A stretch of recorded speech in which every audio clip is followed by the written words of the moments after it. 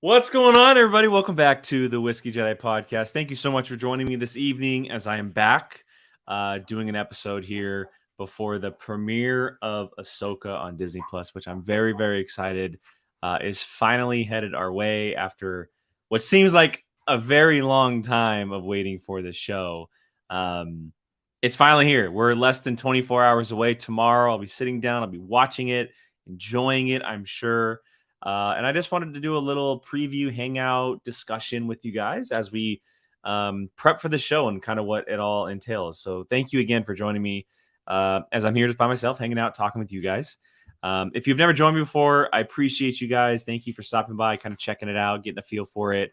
I have not been able to do these as frequently as I have hoped for over the last year, but the plan going forward is to definitely get back into this on a regular basis. And it not just being Star Wars, but kind of the geeky movie, TV culture stuff that I love talking about. It can definitely be Star Wars heavy because I love talking about Star Wars. It can turn into Marvel. It can talk in Indiana Jones. It can be anything related to pop culture that I just really want to talk about, or people may have questions about, or I just want to dive into. So it's kind of the idea behind the show. There's also a second part of all this. The show is called The Whiskey Jedi. So I talk whiskey. I talk, whiskeys that I've had before. I talk brand new whiskeys that I'm trying for the first time on the show. I'm doing, the former on tonight's episode. I'm having my all-time favorite bourbon, for obvious reasons as to what's happening, as I point right there. I have Blanton's bourbon on the show tonight. So it's hands down my all-time favorite bourbon. And I'm not going to be breaking it down, beat by beat like I have before. Kind of going through, the scent and the taste and kind of what it entails, because I've actually done it on the show before previously. But also I want to leave the most time I possibly can for AHSOKA. Talking about it, answering questions, just talking things through. If you guys have any comments or things that you would like to bring up. I will say that there's some really cool backstory on this specific bourbon. I went over it in that episode. It's very early on in the show's history. You can find it on the channel.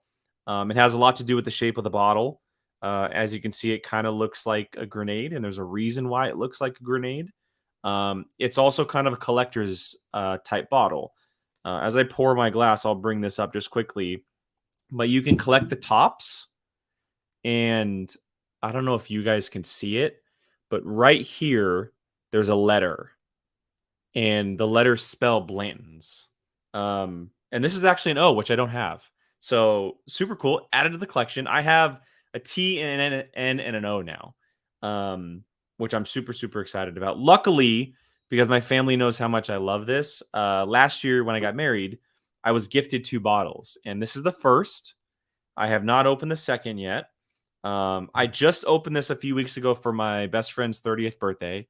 Him and I we shared a glass. And so this is the second time I'm touching this bottle, and I've had it for almost a year now. That's how kind of special it is to me. I don't drink it very often. It's kind of saved for the special occasions. And you know what? Tonight's a special occasion. I'm celebrating AHSOKA coming out. She's got a live action series. We're getting Sabine Wren and Harrison Dula and Thrawn and all these characters.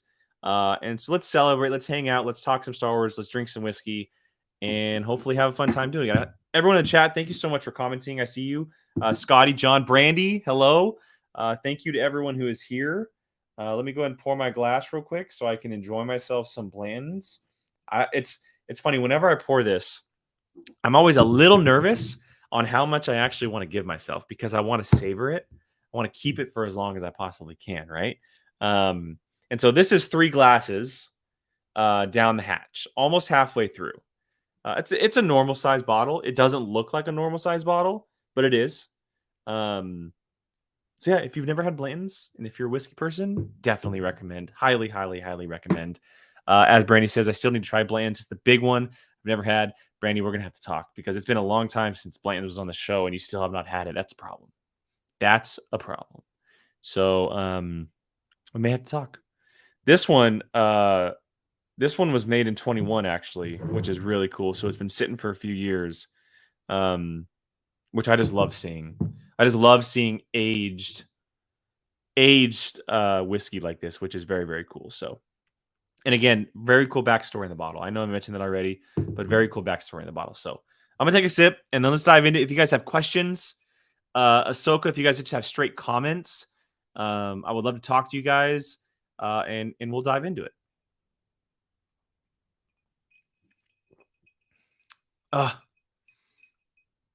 It's just so smooth. It's just so smooth. And I don't usually have it on the rocks. When I opened this bottle, I actually had it neat. But tonight, it's a little warmer here. And it shows you how dedicated I'm in a long sleeve pullover because it's AHSOKA. But I wanted a little chill to it, which is why I put the ice in it tonight. So, Andy, first kind of comment-ish as we go along here. The change to Tuesday keeps throwing me off because I think it's coming out a day earlier. Nah, just a couple of hours. Yeah, well, you know what? You're all backwards over there. You're all backwards. I am curious, Andy. What time was it? The midnight releases, and then what time is it now? Let me know. Jared, we're drinking Blanton's bourbon. It's right here. You can see it right here. I put the picture of it. Blanton's bourbon. It is my all-time favorite bourbon, and I brought it out for tonight specifically. I just had to. I'll just read this, which is off the back of the bottle while Andy comments because I'm curious. Each bottle is recorded with the master registrar at Blanton's Distilling Company. This register bottle is number 80 out of that batch. Selected, filtered, and bottled by hand at 93 proof. And this was dumped on March 10th, 2021. So over 2 years. Over 2 years. Telling you guys, worth every penny. Worth every penny. Okay, back to AHSOKA real quick. Let's see. Let's comments. See where I'm at. Brandy said it's at the top of my list for sure. I stopped buying new bottles for a while since I got so many classes. I'm under 50 now. See, I stopped buying at like 15 because I was so much. And I also have a kid on the way, so I got to kind of spend my money wisely. But Blanton's is the one that I'll always spend it on. So I hear you though. Whiskey can get excessive very quickly, very, very quickly. So I feel you. Andy, for the current time, it was 5 p.m. Now it's 11 a.m. Oh, that's nice. When daylight savings shenanigans starts again later in the year, it will go back on an hour. Dude, that's awesome. That obviously not a very big time change for you. That's great. I mean, I'm sure evening was probably cool, right? It's like a normal Showtime release, but 11 a.m. is just as cool. It works out just as well. I know for you too, because you work from home as well, which is very nice. Obviously, it works out great for us here in the States, right? It was always a 3 a.m. or midnight release. They announced last week for the first time, and we're unsure if it's going to happen going forward, but for the first time, Disney is doing 9 p.m. Eastern time release, which is awesome. We've seen huge success for it over the last couple of years with HBO, specifically with The Last of Us and The House of the Dragon. Both shows were released at 6 o'clock Pacific on Sunday evenings. And those numbers were outrageous. People were talking about it like crazy. We've always kind of been curious and wondered why Disney never really did it. We get it. It's a streaming service. Drop it. Do your thing. But, right, streaming services are kind of like cable now these days. It's not like 5 years ago where it was Netflix kind of doing the heavy lifting, dropping shows and movies. Streaming services are pretty much these nowadays cable. And it only makes sense to now drop shows like that. 6 p.m., 8 p.m., whatever it may be. So I think it's a perfect move. I think it's a long overdue move, personally. I think that it could have been done a very long time ago. But, hey, it's first time for AHSOKA, so why not? Why not? Let's see. Yeah, Gordon, you don't got to wait till 3 a.m. A lot of people are feeling you. A lot of people are feeling you. Scotty here and here. Here we go. Everyone else see the clip of Chopper and Hera talking release today. Chop seemed really easy to understand and hyped on how some of his first lines shared are him not caring about civilian losses. That plays to Chopper's strength. But I will say to everyone watching, and if you watch me regularly, you know this, I stopped watching trailers altogether. Period. Everything. I stopped watching movie trailers. I stopped watching TV trailers. I made the vow after Guardians 3. And there was, so just a little backstory on it real quick. And if you haven't seen Guardians 3, it's a slight spoiler. So just, you've been warned. During all of the Rocket stuff, when he was going through his stuff, and it kind of felt like, oh, like his life is actually on the line, right? The entire time I was playing the trailer in my head, and I was thinking to myself, I haven't seen that scene yet. I haven't seen that scene yet, which then obviously kind of tells me that he's not going to die, or that things are going to change. He's going to get through that moment. And it had happened before a little bit, but that was the one that kind of put it over the edge for me personally. And so I stopped watching. So for Ahsoka, I've only seen the first trailer. I've said this before, but I actually have not seen Thrawn in the front yet. I've only ever seen the back of his head, which was in the first trailer. So I have not seen Lars Mikkelsen as Thrawn, which I know he's in a trailer somewhere, whatever trailer it may be. So I have not seen the clip that was released today. I saw it on my YouTube homepage, scrolled right past it. I have not seen any of the previous footage, so I'm going in as fresh as I possibly can. You know, that first trailer was released a couple months ago. I'm pretty positive they haven't revealed a lot. If anything, it's from the first 2 episodes, which we are going to see tomorrow. But there's always that chance, right? There's just always that slight chance. And so far, so good. Like, I feel very comfortable going into movies. I feel very comfortable going into shows. I'm kind of a watcher when it comes to movies and television that a trailer really isn't going to tell me if I'm going to watch it or not. I'm going to watch everything pretty much. It's not going to change my mind whether or not I'm going to watch it. It might change my mind on, oh, it looks okay, it looks good, it looks bad, but I'm still going to watch it. So the whole not watching trailers doesn't really change anything for me. I just don't see the footage. I will say over the last couple of weeks, though, I have noticed that I'm forgetting or not recognizing when things are coming out because trailers tend to tell you that.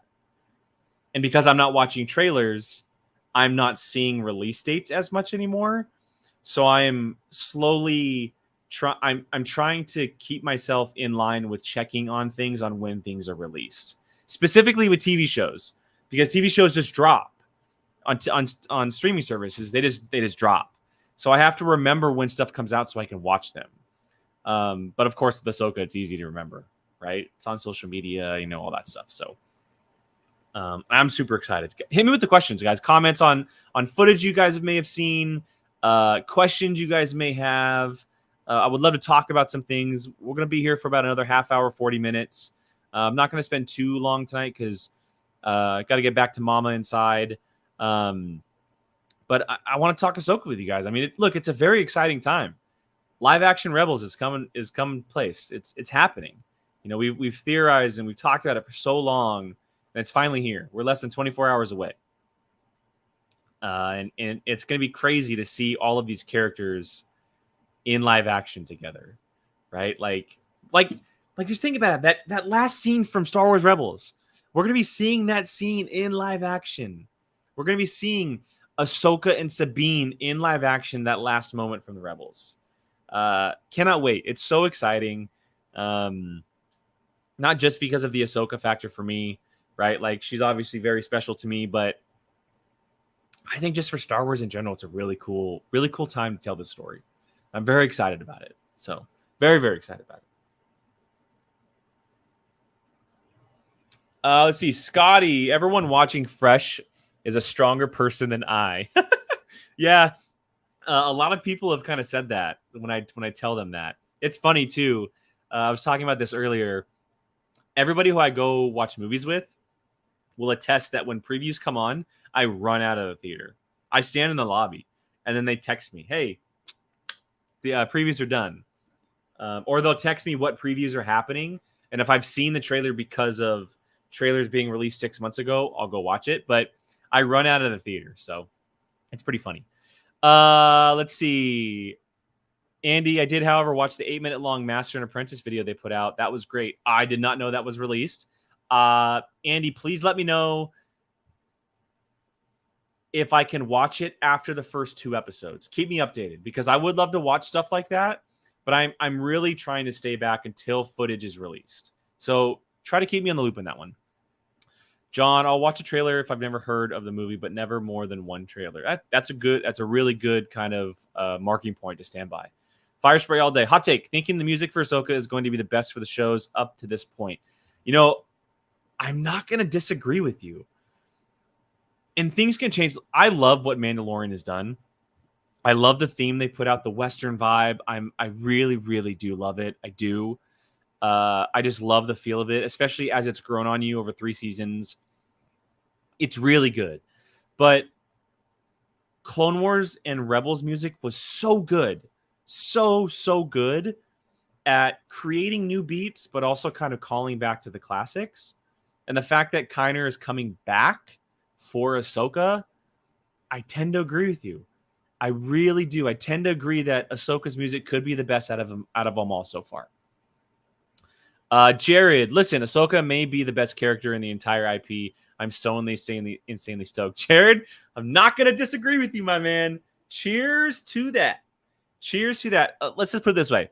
For those people who may be iffy on Ahsoka or may not know who she is as much, I think this series is going to change a lot of people's minds, because the insane stupidity factor that adults aren't willing to watch animation.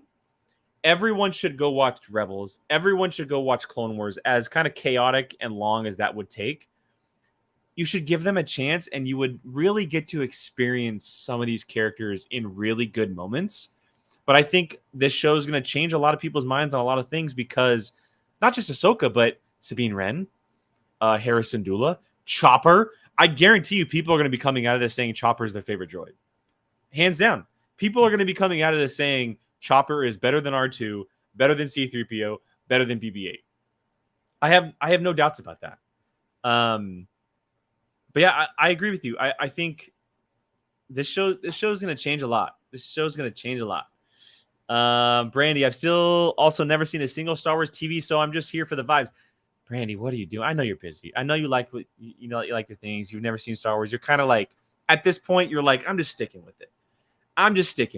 Which I get. You know, I respect it. Scotty, what percentage chance do you think we'll see Zeb? I'm going 99.9. I'm going 100. 100%. There's no chance that they don't include him when we're getting essentially the full Ghost crew brought back, right? Like, there's no chance he's not included in some capacity. Hera is obviously very involved with the rebellion, right? We see Mon Mothma, we see, her involved in meetings. In Mando, we saw that he was part of the New Republic. I apologize. He was part of the New Republic. 100% chance. 100% chance. Plus, that scene was so small in Mando. It was like just the tip of your tongue, a quenching of the thirst. This is going to be like they're throwing gallons of water at you with all these characters, right? I'm just waiting for the shot, like the group shot of Hera and Sabine and Ahsoka and Zeb and Chopper, Jason Syndulla maybe. Like, I'm just waiting for the shot of all of them together, because I'm going to get chills. I might tear up. Rebels wasn't that long ago, but it feels long enough ago to get super emotional and excited about it. But yeah, I think Zeb is 100% lock for sure. Gordon, I'm looking forward to seeing Rex in live action. You and me both. I've been loving Ahsoka's appearances in Mando and Book of Boba Fett and all the appearances that Rosario Dawson's been making. But to me, there's no Ahsoka without Rex. They kind of go hand in hand with each other. And obviously you can have adventures with Ahsoka without Rex, but we've known them as kind of a duo for so long. It just wouldn't feel right. And you already have Tamura doing everything with Boba, and he played a clone in Obi-Wan. Of course they'll play Rex. Of course. It's going to be awesome. It's going to be great. Hearing that voice, having their banter back and forth. Yeah, to me, when you get to like an Ahsoka story or even like a Rebel story, I just don't think that it's Ahsoka without Rex. It just doesn't make sense to me. So I'm crossing my fingers, and I love the fact, and again, I haven't seen all the trailers, but I love the fact that we haven't seen him. If he is showing up, we haven't gotten a look. And I would also be okay if it was just a small cameo or a small moment. Like it wasn't something big, because I don't think he needs to be on the big journey, right? We know that he's more than likely like a pretty big part of the New Republic doing things. So him being with Ahsoka may not make sense in the timeline, but having him a part of it would be pretty cool. Just for a moment. Just seeing him with the armor, having the helmet, under the arm like he holds it. Sign me up. Sign me up. Let's see. Andy said, I'd be shocked if they didn't bring Zeb back. Agreed. Fire Spray. What about Hondo? I haven't heard many people talking about him, but I really hope we see him. I would love to see Hondo. Hondo's one of my favorite characters. I've loved how they used him. But I also don't want them to kind of throw everything at us all at once. I don't know if Hondo fits into this specific story just yet. Obviously, we haven't seen the story kind of fleshed out. We don't know exactly the tidbits of what's going on. But there very well could be a moment where maybe they need a ship, they need a part, they need help getting out of a situation. And who are you going to call other than Hondo? I just think that, Hondo would be a really cool ask. That'd be a really cool get for sure. I liken that to Cad Bane in Boba, especially with the practical effects. Hondo in practical effects would look really cool. Obviously, he's at the ride in Disneyland. And seeing that, and then you're like, oh, what could they do in live action? They can do some really cool stuff. And that voice, hey, like that, just hearing that voice again would be so cool. So, yeah, I agree. I don't know if I'd probably put Hondo at like I'm going to say 49 no, 51, or 49 yes, 51 no. That's what I'll say. And I know that's kind of like whatever, but I don't know if he fits into this story. If they eventually do a second season, 100%. I have no doubt that if they did a second season, 100%, he would be there for sure. Andy, yeah, after the first episode, you should be fine. It's mostly backstory and stuff we already know, but they have a great part about George watching Dave making live. Okay, perfect. Awesome. I'll take a look at it after tomorrow's episodes. Thank you. Brandy, too busy watching Dawson's Creek and old seasons of the challenge. Hey, I'm kind of thinking about doing the same thing with the challenge. So I've been seeing so many clips online about the challenge. I've thought about doing rewatches as well.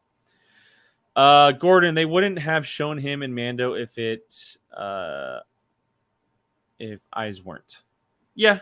If they weren't, I agree. Yes. Talking about Zeb there. John, I've never seen a full episode of Dawson Creek. Scotty, by the way, folks, how do we think Zeb went from a ground fighter, not really a pilot in Rebels, to an X-Wing patrol pilot in Mando? Did Hera give him lessons? Did he go to an academy? Did Kallus teach him? It's probably a combination of both, actually. I definitely think that it kind of came down to them just needing people, right? It obviously falls in line with what the Rebellion did. Just kind of picking up whoever they can, people volunteering. And I think Zeb just volunteered. And I'm sure Hera helped. He was behind Hera all those years in flying. And I'm sure he was behind in the cockpit a little bit. But yeah, it was probably a combination of both. Kallus probably definitely had a hand. I'm interested in seeing if we get a name drop or a mention of Kallus because of the end of Rebels and where they were at. And I definitely think that, and also think of it this way, at this point in the galaxy, like, yes, they're doing things, but they're not fighting in starfighters as much as they were. It's still very much patrol. So you don't need as much to go on to patrol with a starfighter as much as you did 20 years prior or even 5 years prior. Like, sure, you might get into a scuffle here and there, but you're really just kind of patrolling and looking out for things. Very much how we see all the patrols in Mando, right? Like, they kind of just patrol. Like, maybe they get into their little fights and tussles here and there, but for the most part, they're just kind of roaming around the galaxy, making sure things are staying as they are. And if that's what Zeb's doing, that's all he needs. He doesn't need full on, starfighter lessons. Curtis, I agree with you. I'd love to watch it now if it was available. Andy, I get super emotional watching Rebels every time I rewatch. So I didn't watch it like consecutively. I've mentioned this before, but I've kind of like never really stopped watching it. Over the years, I throw on episodes randomly or I fall asleep to it because it's a really good show to fall asleep to. And there's definitely episodes where I will get emotional, like the big ones, like season 2 finale. Obviously, the stuff with Kanan, anything with Hera and her father. Like I'll sit there and watch, and I'll kind of get like the chills watching it. But yeah, I've never really stopped rewatching. And so those episodes have always kind of come up randomly at times. And I agree. It brings up a certain kind of emotion that you forget you kind of feel when watching this show. Let's see. Andy, it will be the first time we don't see Dee playing Rex, which is interesting. Yeah, I mean, I think the voices were close enough to be okay. But you're right. It's still going to be interesting. It's still going to be interesting to not have D. Bradley Baker behind the character. And I'm sure just as much, well, I guess technically, even though Tamira played the clone in Obi-Wan, it was such a small role. If he is in fact playing Rex and he does show up for an extended period of time, there is no doubt Dave Filoni connected D. Bradley Baker with Tamira. And they talked things through on the voices and how he kind of portrays him and the way he acts, right? Because I mean, Tamira Morrison is going to want to obviously portray the character as close as he possibly can to what we've seen on screen animation-wise. And the only person to really talk to about that would be D. Bradley Baker. Of course, Dave helps with the animation and the final touches, but it's all what D. Bradley Baker does behind the scenes to bring that character and all the clones to life. And so I have no doubt that they would have brought him on set or they met up or had a phone call or whatever to kind of discuss on how they can bring Rex to life to feel as authentic as possible. But I agree with you. It's going to be interesting to see the differences, just as it was with Rosario, right? Like Rosario, when she first appeared as Ahsoka, it was the comparing of her to Ashley. And to me, I thought she did a great job of bringing the character of Ahsoka Tano to life almost authentically as possible.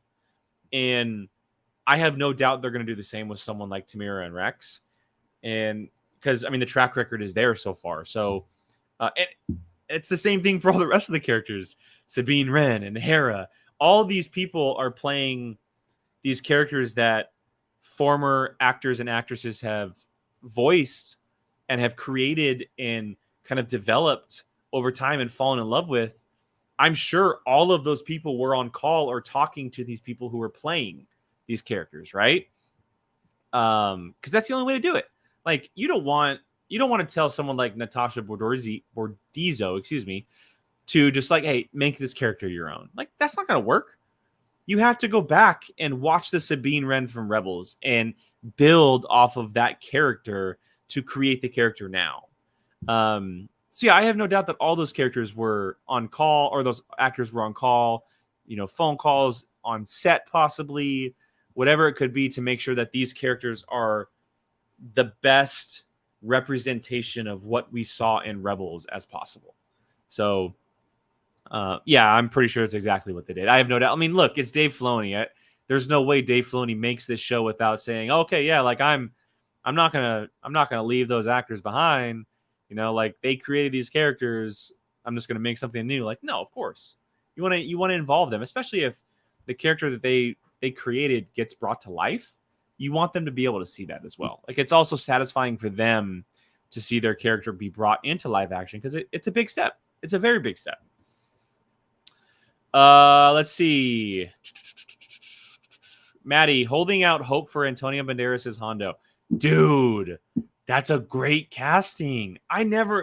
If that's like a thing around the internet, I did not see that. I love that. That would be so good. That would be a great casting. I love that. Antonio Banderas as Hondo. I'm all for that. Fire Spray Hondo as Ahsoka's Pelimato. Yes. That's a great connection as well. I feel like that'd be awesome. Andy, I feel like because of Rebels, that Hondo would be more significant with whatever they're going to do with Ezra more than Ahsoka. I agree with you. I was going to mention that earlier. It would make more sense when Ezra comes. And that's why I kind of mentioned season 2, because Ezra's going to more than likely be around in season 2, not season 1. And so Hondo, the chance of him appearing would be much more likely in season 2 because of Ezra, their connection. That Hondo's only real connection to the Ghost crew is through Ezra. Like, of course, he knows them and they've had connections or whatever, but it was Ezra and Hondo that did their thing together. So I agree with you, Andy. It would make more sense with Ezra, which would kind of make more sense for season 2. We've seen Zeb fly X-Wings and Phantoms and Rebels. Agreed. I would love Fire Spray. I would love if they go that route with Hondo having some part in returning Ezra. Yeah, I mean, that can definitely be possible as well. Andy, it's just when you have the greatest pilot in the galaxy and some Jedi in your crew, you don't get to fly as much. Yeah, I mean, you're not wrong. You're not wrong. Scotty, I had Trials of the Darksaber on while waiting for this to start. Nice. Fire Spray. What about Fen Rao? I was surprised he didn't show up in Mando last season. Yeah, I kind of agree with you. I was hoping he would have appeared. Because I just think he's such a cool character to kind of include in things. I don't know. Obviously, he could have had a connection with like Bo-Katan and everything going on, but we don't know what's going on. For all we know, he could have died, and we just don't know. He could have died in the Tears or the Tears of a Thousand Suns. No, yeah, I'm jumbling the words.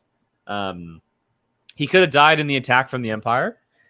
He could have died defending Mando or Mandalore. He could have died at some other point in the galaxy. Night of a Thousand Tears. That's what it is. Night of a Thousand Tears.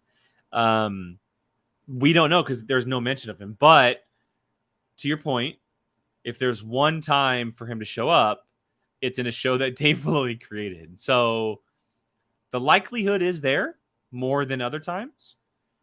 I just don't know how he would fit into this story. Maybe in a future season, if they go more. Because this is so heavily involved in Thrawn, with Ahsoka, the New Republic. I don't know where he would fit in. He could very well be an asset of the New Republic. Who knows? He could be a friend that maybe Ahsoka or Sabine needs help from, right? But we just don't know. We haven't heard anything about him. But as far as we know, he's still out there. So there's definitely a chance. I would love to see him, though. I think Fen Rao is a really cool character. I think he adds a lot of stakes to the table. I think his dynamic with Sabine could also be very, very cool. But also keep this in mind. As far as we know, Mandalorian Season 4 could also deal with stuff that Fen Rao could show up in. He could show up and, whatever's going on with Bo or Mandalore or whatever, he can be involved in that. So there's chances still out there for Fen Rao to appear. Sure, it's taken probably a little bit longer than I think we would have liked, but the chances are still there. The chances are still there. Andy said, yeah, I was hoping for Fen Rao too. I have a tiny sliver that he can pop up here so we can get another Kevin McKidd and Ray Stevenson reunion. Oh, that's a great call. I didn't think about that. That's a great call. I would love for him to show up here, obviously, because his connection to the Rebels show, but I also wouldn't be surprised if he's maybe saved for something a little bit more Mandalorian heavy. Maybe that deals with Sabine in a future season. Maybe that deals with Mandalorian Season 4. But I do think that there's probably a much better chance than not that he does show up in live action at some point. So, Scotty, who else would kill for a BTS video of Tim and T. Bradley Baker talking through some of the different dynamics and portraying different clones? I agree with you. I think, and I don't think that they'll do this, but I would love to see a gallery episode with those actors. Tim, D. Bradley Baker. And I gotta bring up the cast list because I'm forgetting all of the cast name. let's see, Tia Sakar and Natasha Bordizzo, right? Like Taylor Gray and the gentleman who's playing Ezra. Like, I would love to see a gallery episode where we're just sitting there watching them talk through the steps of animation, live action, and how they blend the two. How we get from that character to this character. Because this is so vastly different from someone like Katie bringing Bo-Katan to life, because she played animation and live action. We're seeing all of these actors bring animation characters to life, but for the first time. Like, I would love to see, I would sit there and watch an hour-long BTS video of Ashley and Rosario talking through Ahsoka and what they did to bring this character live action.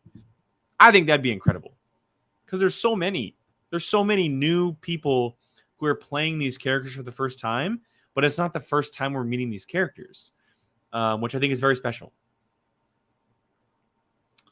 Let's see. Maddie, it's not a thing on the internet, but I watched Expendables 3 last year and was like, Banderas would make the perfect Hondo. He is. I agree with you. It never crossed my mind, but he would make a really good Hondo. And I would love to see him in Star Wars. What a cool role for Antonio Banderas to play. Gordon, I think they get Ezra back at the end of the season. I agree with you. No. So I disagree with you. I think what happens is they find out where Ezra is at the end of the season. And then there's a post-credit scene, or the very last scene is actually a shot of Ezra wherever he is. And I think season 2 will then be the journey or adventure of getting to him and wherever he is. I don't think we're going to see Ezra outside of that hologram we see. And honestly, I kind of want that. I would love the focus of this season to be Ahsoka and Sabine, with moments of Hera, Mon Mothma, Zeb. I think that the story really has to focus on Ahsoka and Sabine because of the ending of Rebels. That ending is so particular and so like, this is the story we're telling, that I think we have to put a little bit more focus on them over the others. And so far from what I've seen, I think that's the case. And don't get me wrong, I wouldn't hate seeing Ezra, but I do think that if we do see him, if like physically in an actual scene, he won't be with Ahsoka, Sabine, Hera, none of them. He'll be off somewhere where we have to find him. But I think at the end of the season, towards the end of the season, or at the end, Ahsoka and Sabine will find out where he is. And then season 2 will actually be going to get him. Because there's been so much talk about a season 2. And from what I'm getting from the story is that there's so much story about Balon and Thrawn and like the emergence of all of them. I don't want the story to be too much to where we're dealing with Balon and the world between worlds and what they're doing, plus Ezra and Thrawn and all that. That feels like a lot. I really want it to be like single focused. I don't want this rushed. We've seen with both Star Wars and Marvel shows recently that there's like so much happening rather than just focusing on the one outcome and the one story that you need to tell. And I think that this show could really, really benefit from telling one specific story and not like guaranteeing a second season, but like a normal television show where you're leaving open the room for it, right? Like you're leaving room open for it. And obviously, like if you weren't to find Ezra at the end of the season, that's a clear indication that yes, we're going to do a second season. But you're also focusing on what the story is at hand, like the reemergence of Thrawn. That's a lot to like tackle. That's a lot of story to tell, like how he got there, why, what is he doing, who is with him, right? And then you have the emergence of people like Balon in the world between worlds and everything going on with that. That's also a lot. Is he working with Thrawn? If he's not, then what is that story? So it already feels like there's enough to tell for one season. And as much as I want Ezra to be found and I want that story to be told, I wouldn't hate if they saved it. I wouldn't, because it also kind of leaves enough to tell another season worth of stories. Like sometimes television shows can set up something, but it's not worth a full season of television, right? Like we've seen that with shows like Arrow and Flash, and where they're 20 episodes long and they're setting up this big bad villain, this story, but they don't have 20 episodes to tell. It benefits that these are 6 to 8 episodes. You have 6 to 8 episodes to tell a story about finding Ezra. And if they're setting up Thrawn and Balon and all these other things, don't just jam Ezra in there to jam Ezra in there. Like, sure, you could get information about Ezra from Balon. You can get information about Ezra from Thrawn. But don't also find him on top of fighting Thrawn and fighting Balon. Like, I hope that makes sense. I just don't want it to be rushed. And maybe because it's so special and so unique. But I don't want it to feel like it's just kind of done to be done. I want them to take their time. I want them to do it right. Because I will say at times that's kind of how Mando feels. Like we do one story, but then we're taken out of that story to do another story. I don't want that. I want classic television with Ahsoka being that it's 6 episodes of one story. And even though it may not have been like the perfect season of television, that's what Obi-Wan did pretty well. Not perfectly, but pretty well. It was all one big story. It all was one giant thing that took place over 6 episodes. And that's what I want Ahsoka to be. I don't want 5 episodes of what's going on with a side mission episode. I want 6 episodes dedicated to the story that they're telling.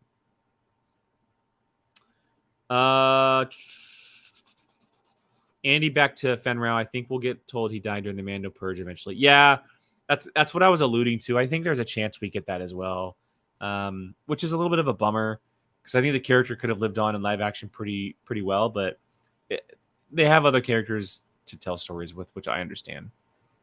Scotty, I feel like the amount of characters Mandalorian has already, especially OCs, we're most likely seeing Fenrau and Ahsoka or some other Rebels spiritual sequel. It's very possible. Like I said earlier, if there's one show that he's going to show up in, it's a Dave Filoni-led show, and this is that. So it's very possible.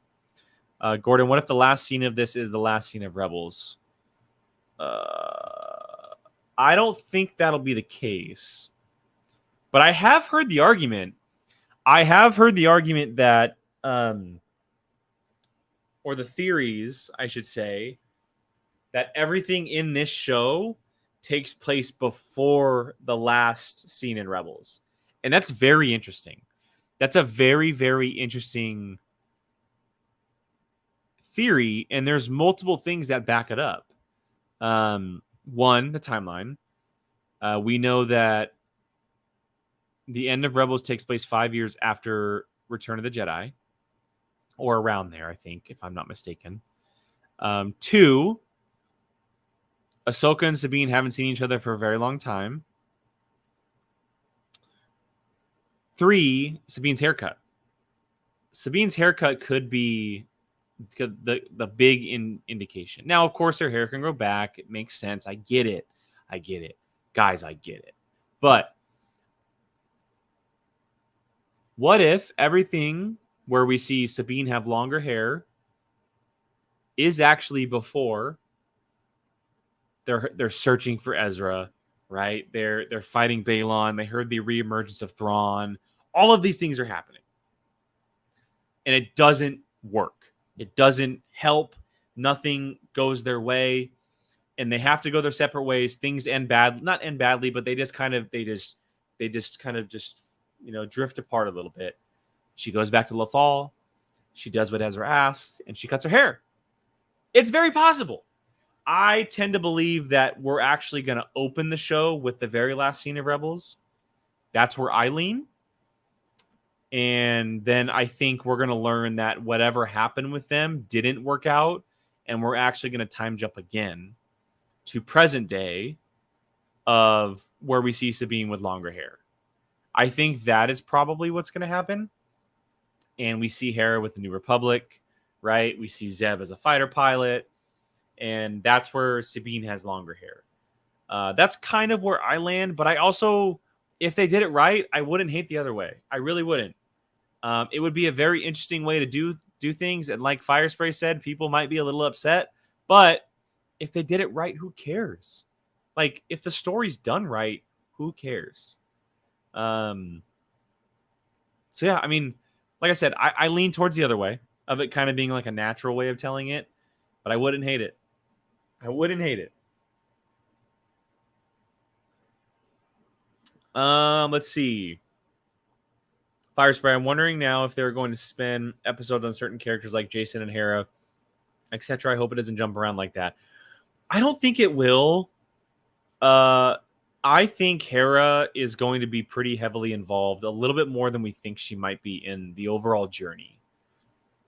At least I hope, because Ezra meant a lot to her as well. But I do think that there's a chance we could see. I do think there's a chance we see like a Hera-centric episode, especially if she's not really intertwined with Ahsoka and Sabine at this point. We catch back up with her and what she's doing and Jason, and then they catch back up with Ahsoka and Sabine. Because we've seen pictures. I haven't seen trailers, but we've seen pictures of all of them together. Or I've seen an image of Hera and Ahsoka together, is what I should say. And I have no doubt that if like Ahsoka or Sabine came calling to Hera, said, "Hey, we need your help with this," that she would call or she would go. She'd run and help. So I don't know if it'll be like a full episode centered on her, but I could see an episode where we catch back up with her and then it gets intertwined with Ahsoka and Sabine again. Because I mean, honestly, I'm all here and I want to see the big three together again. Ahsoka, Sabine, and Hera. I want to see them together. I want to see them in one shot, the three of them, with Zeb and Chopper. I want to see that. Like, I need that. My Rebels loving heart needs that. So, Scotty, how angry would folks be if Ahsoka opened with a 3.5-minute scene of Thrawn and then he doesn't show up for 5 to 6 episodes after? My girlfriend and I were laughing at the idea of that the other night. That would suck. That would be the biggest tease in the world. I don't think that's going to happen. I hope not anyway. I do hope we see a lot of Lars Mikkelsen. I do. I mean, the dude's in the makeup for a long time. Like, give him some stuff to do, So I'm very curious. But like I said, I haven't seen any footage on Thrawn. I'm going in completely blank on him. The canvas is open and ready to be told, and I'm super excited on what they do. Firespy, I'm going to be happy no matter what. Give me some wolves. Yeah, I would love to see some Lothal wolves. Agreed.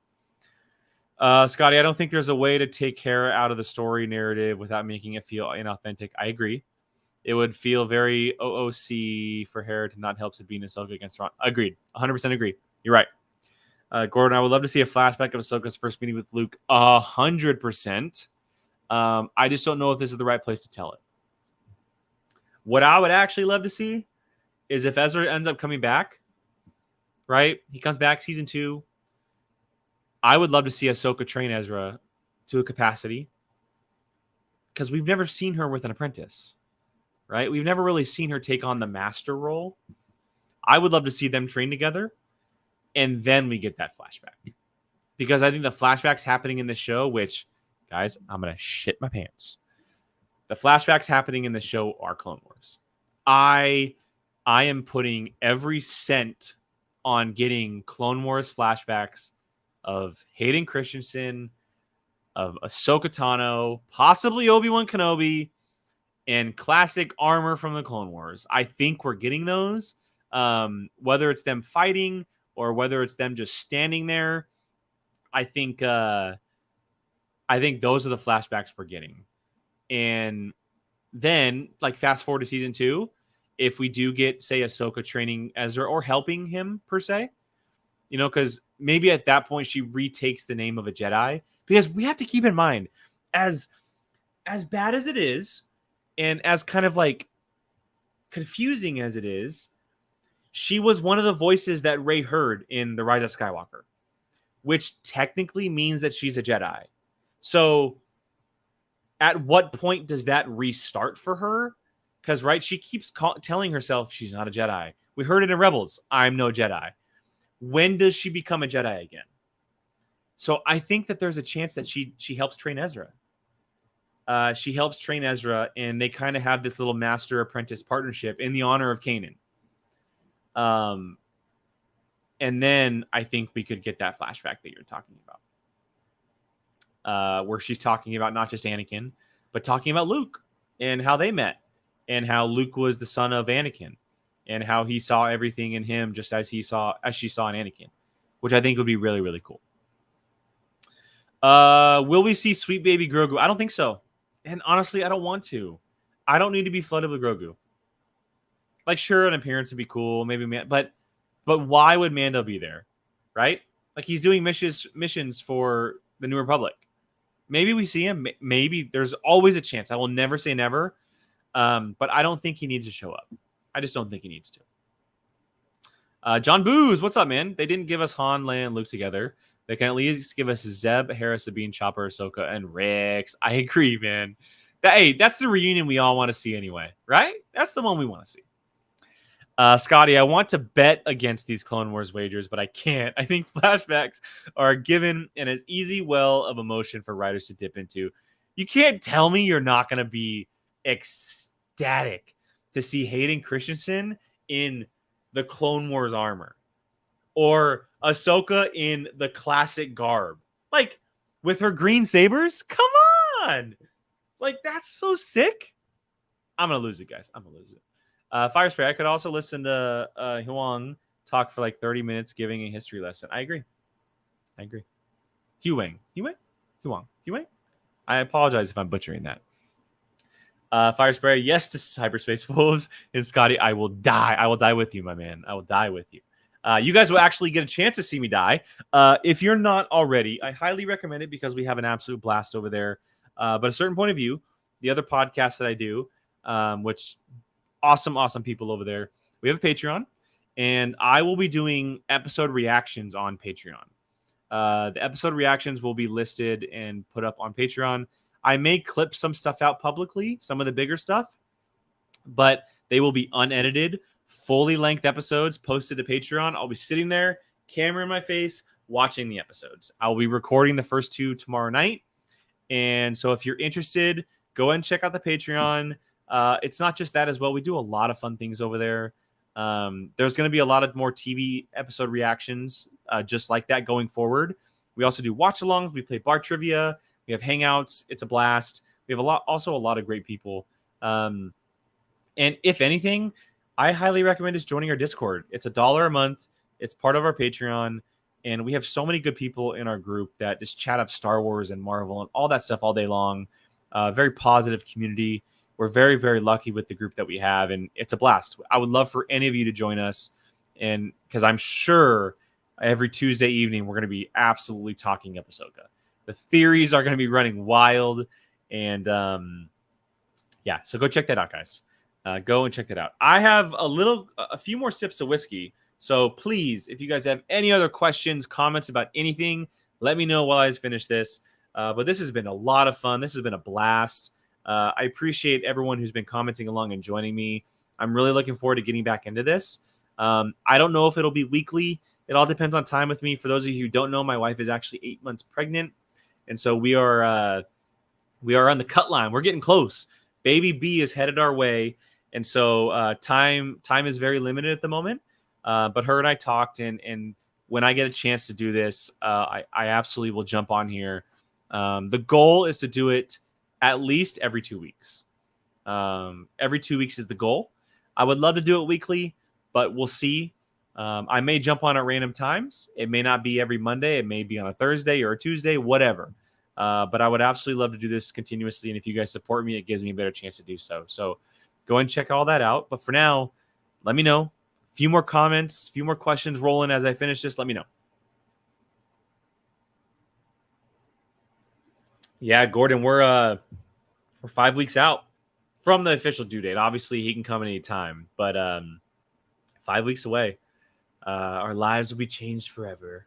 A little young Padawan will be joining our ranks, which I'm looking forward to so much. It's been a goal of mine for so long, and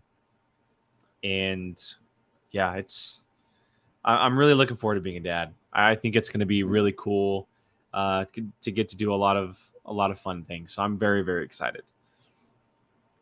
Brandy, to answer your question, I am always so I'm actually an episode behind. So don't hurt me, don't kill me. And I don't know if these people have been eliminated or not yet. I've always been a bananas person. I love the kind of chaos he creates. And I'm a big, big, big, big Tori person. I love Tori. All the kind of ups and downs that she goes through. I love Tori so much. But yeah, that's kind of where I'm at the moment. There are some people that I really dislike as well, but I'm not going to mention them just because I don't want to mention them just yet. But that's kind of where I'm at. Again, I'm an episode behind. I don't really love a lot of people on the challenge this year. I kind of prone to liking the people that I like. I also like Michelle. I'm a Survivor person, so Michelle's always been someone who's kind of non-challenge. And again, I'm episodes behind, but I like Alyssa Lopez, who's Big Brother, and I like Tyler, who is Big Brother as well. So that's kind of where I'm at. I did see the Villain Show. I have not watched it, but I have seen it. It's going to be interesting. I have a feeling Gabby's going to love that. I think Gabby's going to love that. So we'll see. That might be popped on in the Berlin household. Yeah, again, I love Tori. I think Tyler fits in very well. And I've become a fan of Alyssa because of the first season as well. All right, guys, one last sip. If you guys have any final questions for me, let me know. I'm just telling you right now, quickly, my thoughts on everything as I kind of wrap things up. I said it earlier as I was kind of promoting the show today. This is by far the most anticipated Disney Plus series that's been available. No question. I think it kind of captures. So it's something new, but it's something old, which I love. It's obviously the continuation of Star Wars Rebels, which a lot of us have talked about for a very, very, very long time. But it also is a very new territory for Star Wars. It's creating a lot of new things that we have yet to see, which I think is very fun, very rich, very exciting. Possibilities are endless. There's a lot of cool things that could be headed our way because of it. And I'm very excited to get into it. And cannot wait. I'm losing my mind. Talking about it earlier a little bit on POV, I was like crackhead, just like scratching and waiting for this show to be here. And we're gonna be watching it tomorrow. So yeah, again, I'm just promoting it. Shameless plug. My reactions to the episodes will be up on the POV Patreon. Go and check it out. It's gonna be a lot of fun.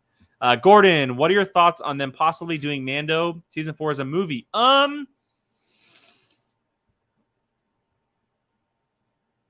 don't know.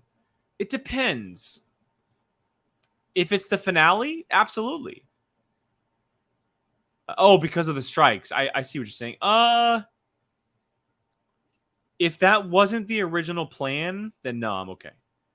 I would rather them wait, stick out the original plan, than just kind of change things up because of the strikes. You know what I mean? We already know that a movie is coming, and we know it's kind of the combination of everything. Right? Like it's kind of like the MCU version of Star Wars where they're blending this kind of big storyline. But if they had intentions to do a season 4, I would rather them stick with that plan than change it up just because of the strikes. And honestly, I think The Mandalorian, like the show itself, could live on for a very long time. You could do so many different things with that character. Like so many different things. I don't think it will. I think 4 or 5 seasons. I think 4 or 5 seasons could be like a great number, but I would not be opposed to it going like 6 or 7 if they have enough story to tell. Because he's just a bounty hunter going around the galaxy in a very unknown part of the Star Wars timeline. So, yeah, that's kind of where I'm at. Andy, it doesn't change it a whole lot, but it does change it as far as like speed. Like if the strikes go on for an extended period of time, it could push things back. And typically, television shows are a little bit longer to film than movies. So it would just be as far as timeline, release dates, and stuff. That's the only reason why. Scotty, I'll end the show on this one here. Here you go. Thank you. Do you think the lightsaber fights will blow the Star Wars choreography or the Star Wars choreography out of the water?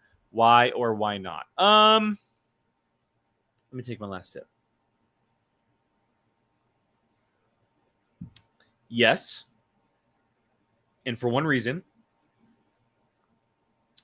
For the most part, if I'm taking the sum of everything, animation, lightsaber duels, sequel trilogy, 100%. 100%. I don't know why I just read that as Star Wars, but 100%. I was going to even compare it against everything because of one reason. Well, multiple, but this specific reason. As a sum, the animation lightsaber duels are better than live action. Now, of course, the best lightsaber duel in the history of Star Wars, to me, is actually Obi-Wan versus Anakin, followed by the Duel of the Fates. But if I'm taking the sum of everything, like all of them together as one, animation is better. They can take that and put that in live action. Dave Filoni knows what he's doing. He knows what he's doing. I mean, that Maul Ahsoka fight at the end of the Clone Wars Season 7 was arguably the greatest thing we've ever witnessed. And then Ahsoka versus Vader in Season 2 of Rebels is top-notch. Like, some of the greatest emotional choreography you'll ever see.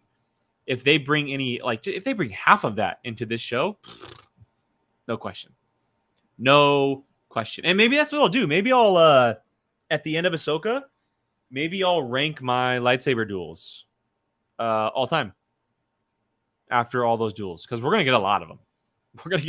So maybe that's what I'll do. Maybe I'll think about doing a ranking of lightsaber duels. I've done it before, but I guarantee you it would change. So that could be fun. Add some new ones to the list. But yeah. Look, guys, this has been incredible. I appreciate you guys so much. This has been a blast. I love talking with you guys. It's sometimes hard to talk by yourself when you guys are so, talkative in the chat and just kind of typing away. It makes it a lot more fun for me. So I really appreciate it. Stopping by, hanging out, whether it be talking whiskey or Star Wars or the challenge. Thank you, Brandy. Appreciate it. Really excited. You guys are going to hear all kinds of thoughts from me about Ahsoka. Again, check out the POV Patreon. I'm going to release my reactions to the Patreon, and they'll be on there. Probably a few things clipped out. I'll put my stuff on social media as well. Make sure you guys are following me everywhere. Twitter, Threads now is a thing. Instagram. I might jump back on TikTok. I did TikTok for a little while. I might do it for Ahsoka. Get back into it with episode reviews. But yeah, just follow me everywhere. You'll find my thoughts everywhere. And again, at most, I will be here again in 2 weeks. And by that time, I will have 3 episodes of Ahsoka to talk about. So exciting stuff, guys. Very, very exciting stuff. I appreciate you all. To everyone watching, I love you all. Everyone watching on the replay, thank you for stopping by. Make sure you leave all of your thoughts on everything we talked about below in the comments. I would love to hear from you guys. I'll respond to every comment I get. Love it, whatever. Just want to talk to you guys. So again, I appreciate it. Have a great rest of your night, and enjoy Ahsoka, guys. See you guys next time.